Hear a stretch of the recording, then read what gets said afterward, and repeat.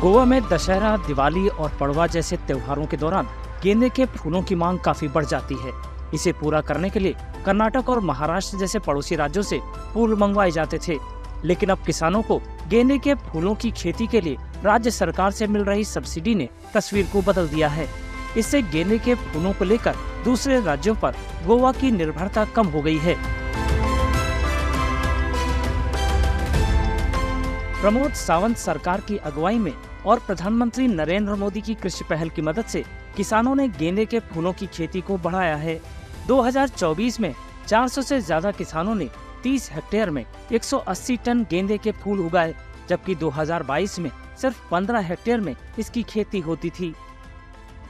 For last 2-3 years, many farmers have come forward to grow this marigold on a commercial basis. Because of this, self-sufficiency has been developed in the state of Goa.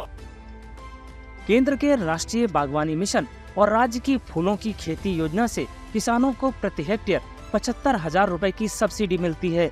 इस पहल के नतीजे खास तौर पर बारदेज, सत्तारी और कैनाकोना जैसे इलाकों में देखने को मिले हैं। यहाँ गेंदे की खेती किसानों के लिए फायदेमंद साबित हुई है। सत्तारी में रहने वाले संदीप परब पेशे से सिविल इंजीनियर थे, लेकिन अब वे गेंदे के फूलों की खेती करने वाले किसान बन चुके हैं। उन्होंने अपनी सरकारी नौकरी छोड़ने का फैसला कृषि विभाग की तरफ से मिली आर्थिक मदद और उसके भरपूर सहयोग के बाद लिया। अब वे सालाना कम से कम 10 टन गेंदे के फूल उगाते हैं। मुझे सीड्स भी मिले हैं और मशीनरीज भी मिली है और इंफॉर्मेटिव नॉलेज जो रहता है वो भी मिला है।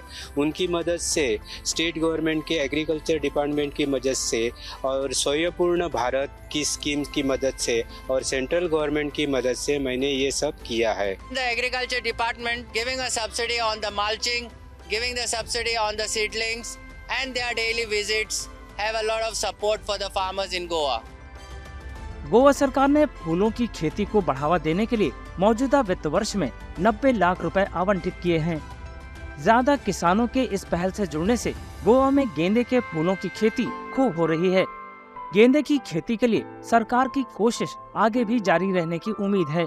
इससे यहाँ की अर्थव्यवस्था और किसानों दोनों को फायदा होगा।